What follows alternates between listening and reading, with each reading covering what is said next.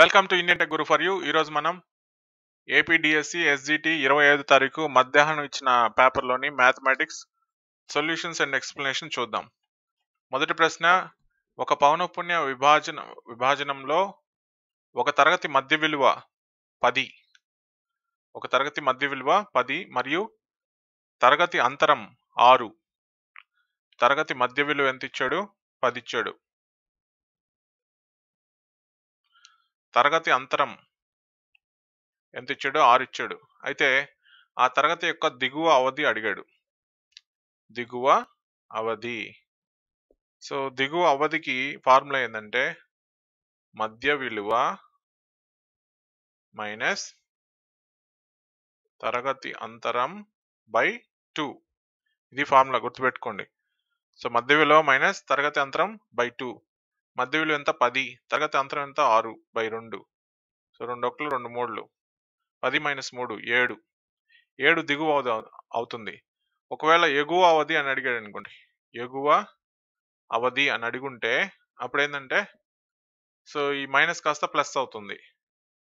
అంటే 10 ప్లస్ 3 13 ఎగువ అవధి అవుతుంది అనమాట. ఓకే, 13 ఎగువ అవధి అవుతుంది. ఇప్పుడు ఒకసారి చెక్ చేసుకోండి. 7 ప్లస్ 13 20, 20 బై 2 10. మధ్య విలువ 10 సరిపోయింది కదా.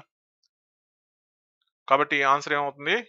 దిగువ అవధి అడిగాడు కాబట్టి 7 అవుతుంది. నెక్స్ట్ రెండో ప్రశ్న చూడండి. 4x ప్లస్ 21 మరియు 5x మైనస్ 3లు తిర్యక్ రేఖకు, తిర్యక్ రేఖ అంటే రెండు సమాంతర రేఖలను ఖండించే రేఖను తిర్యక్ రేఖ అంటారు. తిర్యక్ రేఖకు ఒకే వైపున గల అంతర్కోణాలు, ఒకే వైపున అంటే లోపల వైపున అనమాట. అంతర్కోణాలు అంటే లోపల వైపున. సో ఒకటి వచ్చేసి 4x ప్లస్ 21, ఇంకోటి వచ్చేసి 5x minus 3. 4x plus 21, 5x minus 3. Okay, అయితే ఎక్స్ విలువ కనుక్కోండి అన్నాడు. ఎక్స్ విలువ కనుక్కోండి అన్నాడు. ఇక్కడ మనం జాగ్రత్తగా గమనిస్తే సో ఇక్కడ ఎంతైతే కోణం ఉంటుందో ఇక్కడ కూడా అంతే కోణం ఉంటుంది అనమాట. ఓకే, ఇక్కడైతే ఇక్కడ ఎంత కోణం ఉంటుందో ఇక్కడ కూడా అంతే కోణం ఉంటుంది. కాబట్టి సో ఈ తిర్యక రేఖ కూడా ఏంది? సమాంతర రేఖ కదా. తిర్యక రేఖ కూడా సమాంతర రేఖ, సరళ రేఖ. సరళ రేఖ కోణం ఎంత? 180 డిగ్రీస్. కాబట్టి ఈ రెండు కలిపితే మనకి 180 డిగ్రీస్ వస్తుంది అనమాట. 4x plus 21 plus 5x minus 3 is equal to 180. 4x 5x 9x plus 21 minus 3 18 is equal to 180. 9x is equal to 180 plus 18 198. 180 plus కాదు, మైనస్ కదా. ఈ ప్లస్ అటు పోతే మైనస్ అవుతుంది. 180 మైనస్ 18 ఎంత? 162.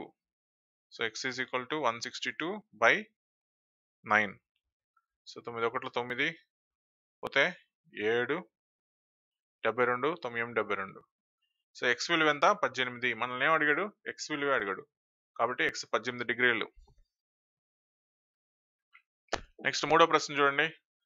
స్క్వేర్ రూట్ ఆఫ్ మిశ్రమ భిన్నం ఇచ్చాడు, దీన్ని అపక్రమ భిన్నంగా మార్చుకోవాలి.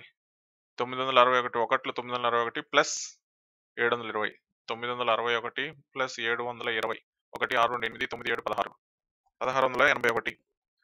కాబట్టి ఇది ఎట్లా మారుతుంది? Square root of 1681 by 961. So 1681కి మనం స్క్వేర్ రూట్ కనుక్కోవాలి. ఎట్లా కనుక్కుంటాం? మనకు ఆల్రెడీ తెలుసు కదా, ప్రీవియస్ వీడియోస్ చూసిన వాళ్ళకి తెలిసి ఉంటుంది. సో 2 భాగాలకు విడగొట్టుకోవాలి. విడగొట్టుకున్న తర్వాత 4 4 16 పోతే ఎంత? రిమైండరు ఇక్కడ ఏం వేసుకోవాలి? 4 2 8. ఇప్పుడు ఇక్కడ ఏమొస్తే అది అక్కడ కూడా అదే రావాలి. 81 1 81 పోతే 0. కాబట్టి ఎంత అవుతుంది ఇప్పుడు? 41. స్క్వేర్ రూట్ ఎంత? 41 డివైడెడ్ బై 961కి. సో 2 భాగాలకు తీసుకుంటే ఒక భాగం మిగిలింది కాబట్టి ఒక భాగాన్ని తీసుకోవాలి. సో 3 3 9 61. సో 3 × 2 6, 61 1 61, 3 3 9 కదా. సో కాబట్టి ఎంత వస్తుంది? 31 వచ్చింది. 41 బై 31. 41 బై 31 ఆన్సర్ వచ్చింది. కానీ సో ఆన్సర్ దేంట్లో ఇచ్చినాడు? మిశ్రమ భిన్నంలో ఇచ్చినాడు. కాబట్టి 31 ఒకట్లో 31 పోతే 10. కాబట్టి మిశ్రమ భిన్నంగా ఎట్లా రాసుకోవచ్చు? 1 10/31. కాబట్టి ఆన్సర్ ఏంది 1. 1 10/31. 4వ ప్రశ్న చూడండి. నీరజ అమ్మకపు పన్నుతో కలిపి ఒక ఫేస్ క్రీమ్ ని 79 రూపాయల 80 పైసలకి కొనింది. ఓకే, సో ఎంఆర్పి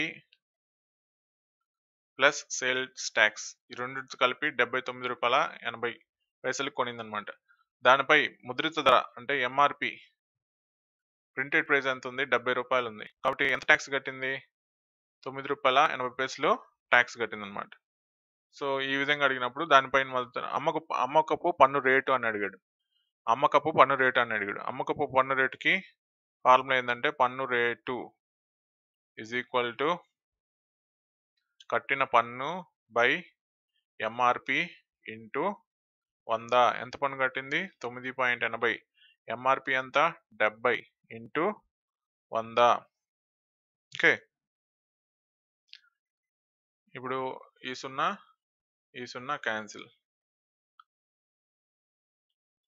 9.80 ఇంటూ 10 ఎంత అవుతుంది? 98 అవుతుంది. 98/7. సో 7 1 7, 28, 7 4 28. ఆన్సర్ ఎంత? 14%. 14% ఆన్సర్. నెక్స్ట్ చూడండి. ఒక దీర్ఘచతురస్రాకార దళసరి కాగితం ఉందంట. సో దాని కొలతలేంది? 88 సెంటీమీటర్ల పొడవు, 20 సెంటీమీటర్ల వెడల్పు కలిగి ఉంది. దాని పొడవు వెంబడి చుట్టగా, అంటే ఈ పొడవు వెంబడి చుట్టాడంట. సర్క్యులర్ ఫామ్ లో చుడితే అది ఎట్లా వస్తుంది? ఇట్లా తయారవుతుంది అనమాట. ఓకే, చుట్టగా ఏర్పడిన స్తూపమును ఘనముగా భావిస్తే దాని యొక్క వక్రతల వైశాల్యం ఎంత అని అడిగాడు. ఓకే, సో ఇప్పుడు ఇక్కడ మనం గుర్తుపెట్టుకోవాల్సింది ఏంటంటే దీన్ని ఇట్లా చుట్టాడు అనుకోండి. దీంట్లో చుట్టినప్పుడు ఈ వృత్తం ఏర్పడుతుంది కదా, ఈ వృత్తం. సో ఈ వృత్తానికి చుట్టుకొలత ఎంత అనేది మనకు తెలుసు. వృత్తానికి చుట్టుకొలత ఫార్ములా ఏంది? 2πr. ఇది చుట్టినప్పుడు ఈ వృత్తం యొక్క చుట్టుకొలత దేనికి సమానం అవుతుంది? ఈ పొడవుకి సమానం అవుతుంది. పొడవు ఎంత? 88. కాబట్టి 2 × 22/7 × r = 88. 22 ఒకట్లు 22 4, 2 ఒకట్లు 2. కాబట్టి r ఎంత అయింది? ఇప్పుడు 14 అయింది. 14 సెంటీమీటర్లు అయింది r. ఓకే, అంటే సో దీన్ని బేస్ చేసుకుని మనం r ని కనుక్కున్నాం. వన్స్ మనకి r తెలిసింది అనుకోండి, హైట్ ఎంత అవుతుంది చెప్పండి? ఈ విధంగా సర్క్యులర్ ఫ్యాషన్ లో మనం చుట్టినప్పుడు ఈ స్తూపానికి హైట్ ఎంత అవుతుంది? ఈ 20 ఫిక్స్డ్ గా ఉంటుంది హైట్. ఓకే, హైట్ ఏం మారదు. కాబట్టి ఇప్పుడు ఏర్పడిన స్తూపానికి వక్రతల వైశాల్యానికి ఫార్ములా ఏంది? వక్రతల వైశాల్యానికి ఫార్ములా ప్రక్కతల వైశాల్యం అంటాం, లేదంటే వక్రతల వైశాల్యం అంటాం, రెండు ఒకటే. 2πrh. ఈ ఫార్ములా మనకు తెలియాలి. 2 × 22/7 r మనం కనుక్కున్నాం కదా 14 ఇంటూ హైట్ ఎంత? దీర్ఘచతురస్రం వెడల్పే హైట్ అన్నమాట 20. సో 7 14 ఎంత అవుతుంది చూడండి. 2 22 44, 44 88, 88 ఇంటూ 20, 2 8 16, 2 8 16 1 17, 1760. ఆన్సర్ ఏంది? 1760 సెంటీమీటర్ స్క్వేర్. నెక్స్ట్ 6వ ప్రశ్న చూడండి. ట్రెపీజియం వైశాల్యం ఎట్లా ఉంటుందో ఒకసారి చూద్దాం. ట్రెపీజియం అంటే 2 భుజాలు సమాంతరంగా ఉంటాయి. ఓకే, అదేవిధంగా వాటి మధ్య లంబ దూరం ఉంటుంది, హైట్ h. ఇక్కడ లంబకోణం ఏర్పడుతుంది. దీన్ని మనం ట్రెపీజియం, తెలుగులో అయితే సమలంబ చతుర్భుజం అంటారు. ఇది ఏ, ఇది బి అనుకుంటే భుజాలు. సో మనకేమిచ్చాడు? ఆ భుజాల పొడవులు ఇచ్చాడు. a = 48, b = 16 అని ఇచ్చేసాడు అనమాట. ఓకే, ఇప్పుడు ఏం కనుక్కోమన్నాడు? హైట్ h కనుక్కోమన్నాడు అనమాట. Height h కనుక్కోమన్నాడు. సో అదేవిధంగా వైశాల్యం మనకి ఇచ్చేసాడు. కాబట్టి ట్రెపీజియం వైశాల్యం ఫార్ములా మనకు తెలిసి ఉండాలి. ట్రెపీజియం వైశాల్యం ఫార్ములా ఏంటి అంటే ½ h × a + b. లేదంటే h/2 into a plus B. ఇక్కడ మనకి ఈ వైశాల్యం ఎంత అనేది ఇచ్చేసాడు కదా, 320 సెంటీమీటర్ స్క్వేర్ అని ఇచ్చేసాడు అనమాట. సో వీటిలో మనకేం తెలుసు, ఏ తెలుసు, బి తెలుసు, వైశాల్యం తెలుసు. మనం కనుక్కోవాల్సింది హెచ్. ఓకే, మనం కనుక్కోవాల్సింది హెచ్. సో ఇక్కడ హెచ్ అంటే మీనింగ్ ఏంది, ఏకి బికి మధ్యలో ఉండే దూరమే కదా. ఓకే, లంబ దూరం అంటాం. కాబట్టి half H into A plus B 48 plus 16 is equal to 320. ఈ రెండు ఇటు వస్తే ఏమవుతుంది, 48 ప్లస్ 16 ఎంత, 64. 64 హెచ్ ఈజ్ ఈక్వల్ టు 2 ఇటు వస్తే మల్టిప్లై అవుద్ది, 320 into 2 640. H is equal to 640/64 10. సింపుల్గా ఇచ్చేసాడు. కాబట్టి ఆన్సర్ 10. నెక్స్ట్ చూడండి 17వ ప్రశ్న. ఇది కొంచెం కన్ఫ్యూజన్గా ఉంటుంది, జాగ్రత్తగా వినండి. ఒక పనిని 8 మంది పురుషులు లేదా 12 మంది స్త్రీలు 20 రోజుల్లో పూర్తి చేస్తారంట. ఓకే, 8 మంది పురుషులు లేదా 12 మంది స్త్రీలు ఎన్ని రోజులు పూర్తి చేస్తారు, 20 రోజుల్లో పూర్తి చేస్తారు. ఓకే, ఇప్పుడు మనం దీన్ని కొంచెం లాజికల్గా ఆలోచిద్దాం. 8 మంది పురుషుల్ని ఎం అనుకుందాం, స్త్రీలని డబ్ల్యూ అనుకుందాం. 8 మంది పురుషులు ఒక పనిని 20 రోజులు పూర్తి చేస్తారు. ఓకే, 20 డేస్లో. సో 8 మంది పురుషులు ఒక రోజులో చేసే పని ఎంత అంటే 1/20. ఓకే, ఒక పురుషుడు ఒక రోజులో చేసే పని ఎంత అవుతుంది, 1/20 ఇంటూ 8. ఓకే, కొంచెం లాజికల్గా ఆలోచించాలి. ఎందుకంటే సో 8 మంది ఒక పని 20 రోజుల్లో చేస్తే 8 మంది ఒక రోజులో చేసే పని తగ్గుద్దా పెరుగుద్దా, తగ్గుద్ది. ఓకే, ఒక రోజు చేసే పని తగ్గుద్ది, కాబట్టి 1/20 అవుద్ది. ఒక మనిషి ఒక రోజులో చేసే పని ఇంకా తగ్గుద్ది, కాబట్టి 1/20 ఇంటూ 8. 20 ఇంటూ 8 ఎంత, 1/160 అవుద్ది. ఓకే, ఇది పక్కన పెట్టుకోండి. ఇప్పుడు ఉమెన్స్ చూద్దాం. స్త్రీలు ఎంతమంది ఉన్నారు, 12 మంది స్త్రీలు. 12 మంది స్త్రీలు ఒక పనిని 20 రోజుల్లో చేస్తారు. 12 మంది స్త్రీలు ఒక రోజులో చేసే పని ఏమవుద్ది, 1/20 అవుద్ది. ఒక స్త్రీ ఒక రోజులో చేసే పని ఎంత అవుద్ది, 1/12 ఇంటూ 20. 12 24, 1/240 అవుద్ది. ఓకే, ఇప్పుడు దీన్ని పక్కన పెట్టుకుంటే ఇప్పుడు మనల్ని అడిగింది ఏంది, అదే పనిని 6 స్త్రీలు 12 మంది పురుషులు కలిసి పూర్తి చేయడానికి పట్టుకోవాలం అని అడిగాడు. ఓకే, సో జస్ట్ నెంబర్ మార్చాడనమాట. ఇప్పుడు మనం చూద్దాం. 12 మంది పురుషులు, ఫస్ట్ 12 మంది పురుషులు అదే పనిని చేయడానికి ఎంత టైం పడుతుందో చూద్దాం. సో 12 మంది పురుషులు అదే పనిని చేయడానికి, ఒక పురుషుడు చేయడానికి ఎంత, 1/160. 12 మంది చేయడానికి ఎంత, 12/160. ఓకే, 12/160. ఓకే, ఎంత క్యాన్సిల్ చేస్తే 4 3 12, 4 4 16, 40. 3/40. 3/40 వచ్చింది. అదేవిధంగా స్త్రీలు ఎంతమంది, 6 స్త్రీలు. ఒక స్త్రీకి ఎంత, 1/240. 6 స్త్రీలకి ఎంత, 6/240. 6/40 అంటే 1/40. 1/40. కాబట్టి ఇప్పుడు ఇద్దరు కలిసి 12 మంది పురుషులు ప్లస్ 6 మంది స్త్రీలు కలిసి ఎంత చేస్తారు అనేది 3/40 plus 1/40. That is equal to 40 LCM కాబట్టి 4/40 అంటే 1/10. 1/10. ఓకే, సో 12 మంది పురుషులు 6 మంది స్త్రీలు కలిసి 1/10 పనిని చేస్తారనమాట. 1/10 పనిని చేస్తున్నారంటే ఆ పనిని పూర్తి చేయడానికి ఎన్ని రోజులు పడుతుంది, 10 రోజులు పడుతుంది. ఆ పనిని పూర్తి చేయడానికి ఎన్ని రోజులు పడుతుంది, 10 రోజులు పడుతుంది. స్టార్టింగ్లో మనం అట్టేగా తీసుకుందా. ఓకే, సో ఒక రోజులో చేయడానికి అంటే 8 మంది పురుషులు ఒక పనిని 20 రోజులు చేస్తే ఒక రోజులో చేయడానికి ఎంత పట్టింది, 1/20. కాబట్టి దాన్ని రివర్స్లో ఆలోచించండి. ఇప్పుడు రివర్స్లో ఆలోచిస్తే సో 12 మంది పురుషులు 6 మంది స్త్రీలు కలిసి ఒక పనిని ఒక రోజులో 1/10 పూర్తి చేస్తే ఆ పని మొత్తం పూర్తి కావడానికి ఎన్ని రోజులు పడుతుంది, 10 రోజులు పడుతుంది అనమాట. కాబట్టి ఆన్సర్ 10.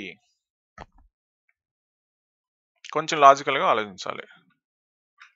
నెక్స్ట్ చూడండి, ఒక దీర్ఘఘనం యొక్క వెడల్పు పొడవు x సెంటీమీటర్లో సగం ఉంది. పొడవు ఎంత అన్నాడు, x. వెడల్పు ఎంత అన్నాడు, ఎక్స్లో సగం ఉందంటే x/2. ఎత్తు హైట్ ఎంత ఉంది, పొడవుకు రెట్టింపు ఉంది అంటే 2 రెట్లు 2x. 3 కొలతలు ఇచ్చేసాడు. ఇప్పుడు ఏం కనుక్కోమన్నాడు, ఘనపరిమాణం కనుక్కోమన్నాడు. ఘనపరిమాణానికి ఫార్ములా ఏంది, LBH, x into x/2 into 2x. 2 cancel పోతే x³ answer x³. Next question చూడండి, ఒక వృత్తము వ్యాసార్థం రెట్టింపు చేయగా, రెట్టింపు అంటే 2 రెట్లని, కానీ వైశాల్యంలో పెరుగుదల. వృత్త వైశాల్యం ఫార్ములా ఏంది, πr², πr².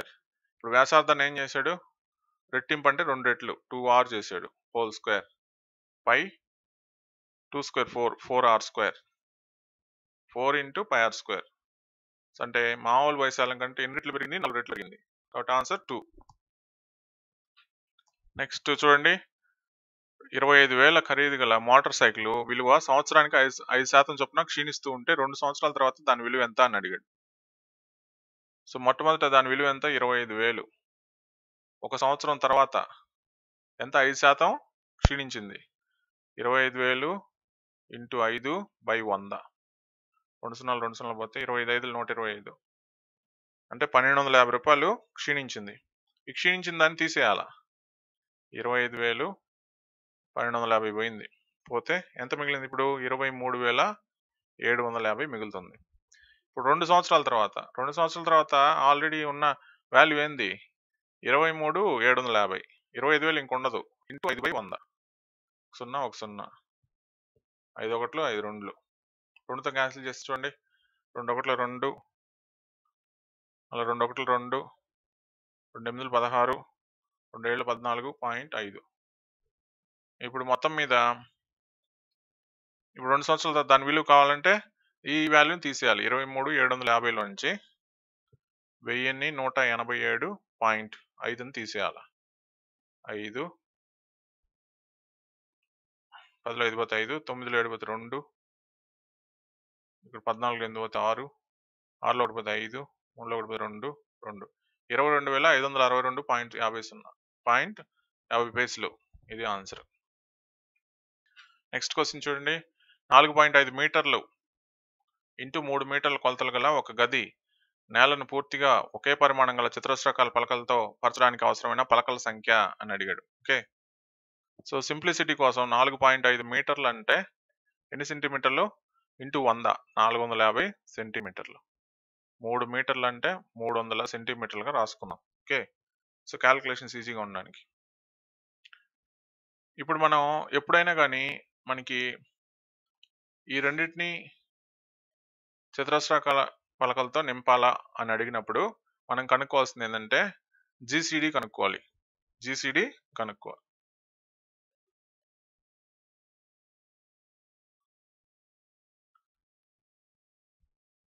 ఇప్పుడు కనుక్కుంటే సో 300కి 450కి జీసీడీ హెచ్సిఎఫ్ ఎంత అవుతుందంటే 301 300 పోతే 150, ఈ 300 ఇటు వస్తుంది, 152 300, కాబట్టి ఎంత అయింది, 150 అయింది. ఓకే, 150 అయింది. ఇప్పుడు చూడండి, సో మినిమము చతురస్రాకార పలక అన్నాడు కాబట్టి సో చతురస్రానికి వైశాల్యం ఎంత, a², 150 ఇంటూ 150. ఓకే, కానీ మొత్తం గది వైశాల్యం ఎంత, పొడవు ఇంటూ వెడల్పు 450 ఇంటూ 300. ఇప్పుడు ఎన్ని పలకలు కావాలనేది ఎక్కడ తెలుస్తుంది, మొత్తం వైశాల్యం బై చతురస్ర వైశాల్యం వేస్తే తెలుస్తుంది. ఓకే, 152 153, 3 2 6, కాబట్టి మొత్తం ఎన్ని పలకలు కావాలి, 6 పలకలు కావాలి. నెక్స్ట్ క్వశ్చన్, a⁴ మైనస్ 1296 యొక్క ఒక కారణాంకము అని అడిగాడు. ఓకే, సో మొట్టమొదటి మనకి 1296 యొక్క కారణాంకాలు మనకు తెలుసుండాలన్నమాట. సో 1296 మనం తీసుకుంటే 6తో పోతుంది, 6 2 12, 6 1 6, 6 1 6, 6 6 36, 216, 6 3 18, 36, 6 6 36. ఓకే, కాబట్టి 4 సార్లు పోయింది కాబట్టి ఇప్పుడు a⁴ మైనస్ 6⁴ రాసుకోవచ్చు. ఓకే, a⁴ మైనస్ 6⁴ రాసుకోవచ్చు. సో ఇప్పుడు a² - b² ఫార్ములా మనకు తెలుసు కదా, కాబట్టి సో a⁴ ఎట్ రాసుకోవచ్చు, a² మైనస్ 6⁴ని 6² రాసుకుంటాం. రాసుకుంటే సో a² - b² ఫార్ములా ఏంది, a + b into a - b. కాబట్టి ఏ అంటే ఏంది ఇక్కడ a² + 6 ఇంటూ 6² ఇంటూ a² - 6² రాసుకోవచ్చు. ఓకే, కానీ ఇప్పుడు a² + 6² కానీ a² - 6² కానీ ఇక్కడ కారణాంకాలు ఉందా, లేదు కాబట్టి ఇప్పుడు మళ్ళీ ఇది ఏ ఫార్మాట్లో ఉంది, a² - b² ఫార్మాట్లో ఉంది. దీన్ని మళ్ళీ a + b into a - b ఫార్ములాలో రాసుకుందాం. a + 6 into a - 6. ఇప్పుడు a + 6 కానీ a - 6 కానీ మనకి ఇచ్చిన ఆన్సర్లో ఉందా, ఉంది కాబట్టి ఆన్సర్ ఏమవుతుంది, a + 6. నెక్స్ట్ క్వశ్చన్ ఇక్కడ చూడండి, కొంచెం సింపుల్ క్వశ్చన్ ఇది, కొంచెం లాజికల్గా ఆలోచిస్తే ఆన్సర్ ఈజీగా వచ్చేస్తుంది. చూడండి sir, 7⁻3n + 2 into 1/7 is equal to 7/7 అన్నాడు. ఓకే, ఇప్పుడు 7⁻3n + 2 ఇంటూ సో 1/7 1/7 అంటే ఏమవుతుంది, 1/7/4 అవుతుంది, ఈజ్ ఈక్వల్ టు 7/7. ఇక్కడ సింపుల్గా ఆలోచించండి. సో కింద 4 ఉంది, పైన 3n + 2 ఉంది, ఆన్సర్లో 7 ఉంది. ఓకే, కాబట్టి ఇప్పుడు మనకి సో ఇక్కడ వచ్చిన వాల్యూని మనం కింద ఉంది పైకి వస్తే ఏమవుద్ది, -4 అవుద్ది, 7⁻⁻4 అవుద్ది. ఓకే, సో 7⁻⁻4 అవుద్ది కాబట్టి సో దీంట్లోంచి దీన్ని తీసేస్తే మనకి 7 రావాలన్నమాట. Okay, so 3n + 2 - 4 is equal to 7. 3n - 2 is equal to 7. 3n is equal to 9. n is equal to 3. Okay, so n value ఎంత, 3. నెక్స్ట్ క్వశ్చన్, సమాంతర చతుర్భుజంలో భూమి మరియు ఎత్తుల నిష్పత్తి 4:5 అని ఇచ్చాడు. దాని వైశాల్యం, సమాంతర చతుర్భుజం వైశాల్యం ఎంత, bh, b into h. So ఇట్లా ఇచ్చినప్పుడు ఎట్లా రాసుకోవాలని చెప్పాను, 4x 5x. 4x into 5x is equal to ఎంత, 720. Okay, so 4 5 20, 20x² equal to 720. x² equal to 720/20, 2 cancel, 36. కాబట్టి x ఎంత అవుతుంది, 6 అవుతుంది. x ఎంత అవుతుంది, 6 అవుతుంది. కానీ మనల్ని అడిగింది ఏంది, ఎత్తు అడిగాడు. భూమి వచ్చేసి 4x, హైట్ వచ్చేసి 5x. 5 ఇంటూ 6, 5 ఇంటూ 6 అంటే 30, కాబట్టి ఆన్సర్ 30. నెక్స్ట్ 15వ ప్రశ్న చూడండి, 15వ ప్రశ్న చూడండి. రవి ఒక టీవీని వ్యాట్తో కలిపి 28,860 కొన్నాడు. దాని వాస్తవ ధర 26,000. కాబట్టి వ్యాట్ ఎంత, 0,682, 2,860 వ్యాట్ కట్టాడు అనమాట. అయితే వ్యాట్ రేట్ ఎంత అని అడిగాడు. వ్యాట్ రేటు ఇందాక మనం చెప్పుకున్నాం కదా, దేని రేట్ అడిగినా కానీ ఒకటే. వ్యాట్ రేటు ఫార్ములా ఏంటంటే, VAT rate is equal to VAT by MRP into 100.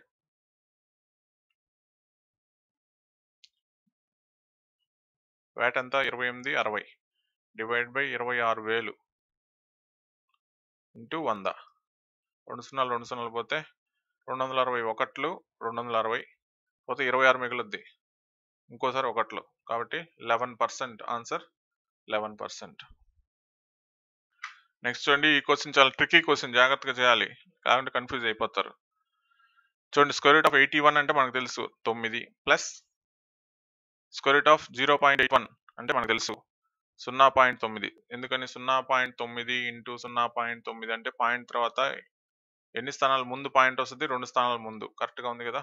Plus 0.0081 అంటే మనకు తెలుసు 0.09 ఇంటూ √10,000 అంటే మనకు తెలుసు 100.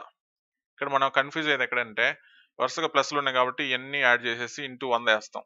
ఓకే, కానీ అది కాదు, మనం బొడోమస్ రూల్ ఫాలో అవ్వాలి. ఓకే, సో ఫస్ట్ మనం ఏం చేయాలి, మల్టిప్లికేషన్ని ప్రిఫరెన్స్ ఇవ్వాలి, మల్టిప్లికేషన్కి ప్రిఫరెన్స్ ఇవ్వాలి. ఓకే, సో 0.09 ఇంటూ 100 ఎంత, 90.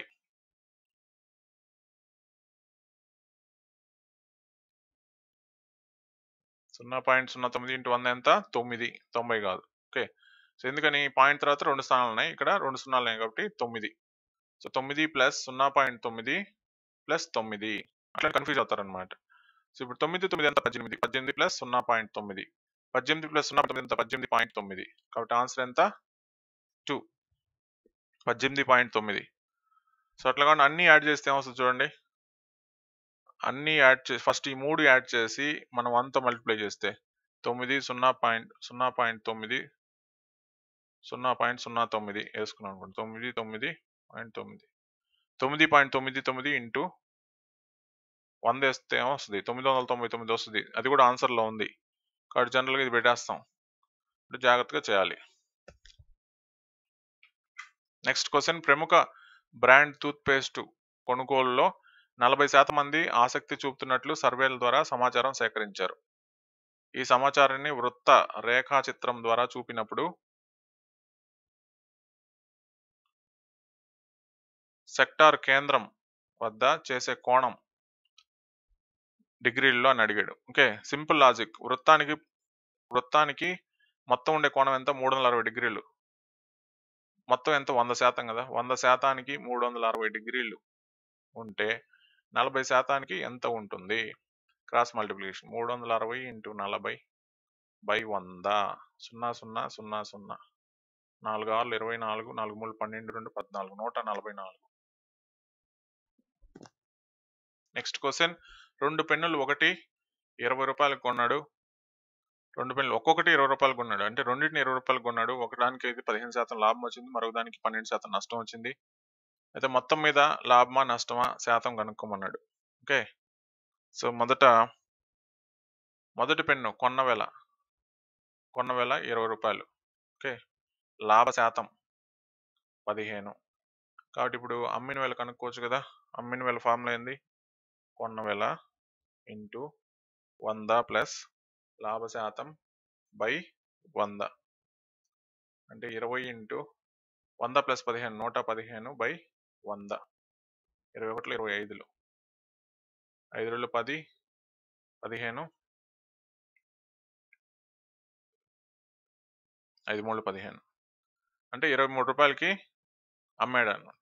23 రూపాయలకి అమ్మాడు. ఓకే, తర్వాత ఇది మొదటి పెన్నుకి, పెన్ను ఒకటికి. సో రెండో పెన్నుకి చూద్దాం. రెండో పెన్నుకి కొన్న వేల ఏంది, సేమ్ అదే 20 రూపాయలే, కానీ నష్టం వచ్చిందంట. నష్ట శాతం ఎంత, 12%. ఇప్పుడు అమ్మిన వేల కనుక్కుందాం. అమ్మిన వేల ఫార్ములా మారిపోద్ది. అమ్మిన వేల ఈజ్ ఈక్వల్ టు కొన్న వేల ఇంటూ 100 మైనస్ నష్ట శాతం by 100, that is equal to 20 into 100 minus 12 ఎంత, 100 మైనస్ 12 88 బై 100, 21 25, 5 1 5, 5 1 5 పోతే 3 38, 5 7 35 పోతే 30, 5 6 30, 17.6, 17.6కి అమ్మాడు అనమాట. ఓకే, సో ఇప్పుడు మొత్తం మీద లాభమా నష్టమా ఎంత శాతం కనుక్కోమన్నాడు. కాబట్టి సో కొన్న వేల 2 యాడ్ చేయండి. మొత్తం కొన్న వేల ఎంత, 20 ప్లస్ 20, 20 20 ఎంత, 40 రూపాయలు. మొత్తం అమ్మిన 2 పెన్నులు అమ్మిన వేల ఎంత, ఒకటి వచ్చేసి 23 రూపాయలకి అమ్మాడు, ఇంకోటి వచ్చేసి 17.6కి అమ్మాడు, కాబట్టి 40.6కి అమ్మాడు. ఇప్పుడు మొత్తం మీద ఎంత కొన్నాడు, 2 పెన్నులు 40 రూపాయలకి, ఎంత అమ్మాడు, 40.6కి. కాబట్టి లాభమా నష్టమా, లాభం. కాకుంటే ఆ లాభ శాతం కనుక్కోవాలి. లాభ శాతం కనుక్కోవడానికి ఫార్ములా ఏంది, లాభ శాతం ఇజ్ ఈక్వల్ టు లాభం ఎంత, 0.6 డివైడెడ్ బై కొన్న వేల 40 ఇంటూ 100, 0 0 క్యాన్సిల్. ఓకే, 6/4, 4 1 4, 20, 4 5 20, 1.5% లాభం, 1.5% లాభం అంట. ఆన్సర్ 1. నెక్స్ట్ క్వశ్చన్, ఒక బ్యాంకు 2000 డిపాజిట్ చేసిన సొమ్ముపై 5 సంవత్సరాలకి 3000 ఇచ్చిందంట. అంటే అసలు ఇచ్చాడు 2000, టైం ఇచ్చాడు 5 సంవత్సరాలు, తర్వాత మొత్తం ఇచ్చాడు 3000. ఏం కనుక్కున్నాడు? వడ్డీ రేటు ఆర్ అనుకున్నాడు. A is equal to PTR by 100. 3000 is equal to 2000 into 5 into R divided by 100. 3 సున్నాలు 3 సున్నాలు క్యాన్సిల్. 5 2 10, 10 సార్లు పోతుంది. ఆర్ ఈక్వల్ టు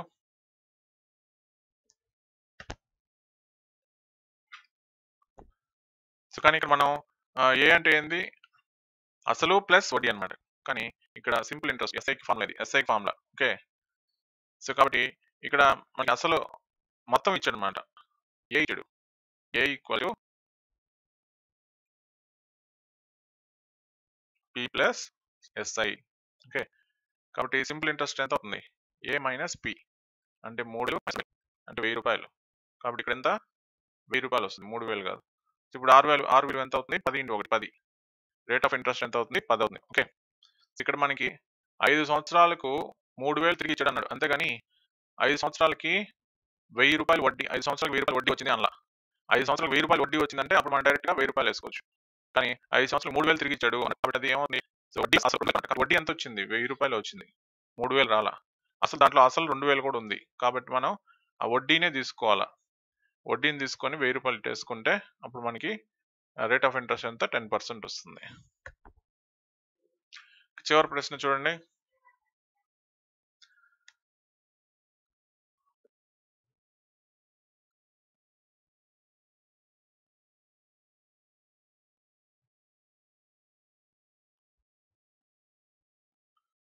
చివరి ప్రశ్న 426.19 బై 1/7 ఈజ్ ఈక్వల్ టు 250/7 0.7 అయితే ఇంకోటి ఎంత అని అడిగాడు. ఓకే, సో ప్రస్తుతానికి దీని కింద ఎంత ఉంది? 170 ఉంది. కాబట్టి సో 1.7 170 అవ్వాలంటే 2 పాయింట్లు రైట్ సైడ్కి జరపాలి కదా. కాబట్టి 42,619 2 పాయింట్ రైట్ సైడ్ జరిపితే డివైడ్ బై 170 వచ్చింది. కానీ మనల్ని అడిగింది ఏంది? ఈ వాల్యూ 250.7. మనల్ని అడిగింది ఏంది? సో 3 స్థానాలు ఎడం వైపుకి జరిపి పాయింట్ పెట్టాడు. 1 2 3 3 స్థానాల ముందు పాయింట్ పెట్టాడు. కాబట్టి మనం కూడా ఏం చేయాలి? 1 2 3 3 స్థానాల ముందు పాయింట్ పెట్టాలి. అప్పుడు ఏమవుతుంది? అది 0.2507 అవుతుంది. కాబట్టి ఆన్సర్ 4. సో ఇది మొత్తం మీద మనకి 25వ తేదీ ఆఫ్టర్నూన్ ఇచ్చిన questions and answers with explanation. ఈ వీడియో మీకు నచ్చినట్లయితే వెంటనే మన ఛానల్ని సబ్స్క్రైబ్ చేసుకోండి. అదేవిధంగా మీ ఫ్రెండ్స్కి షేర్ చేయండి, రెఫర్ చేయండి. That's all for now. Good night.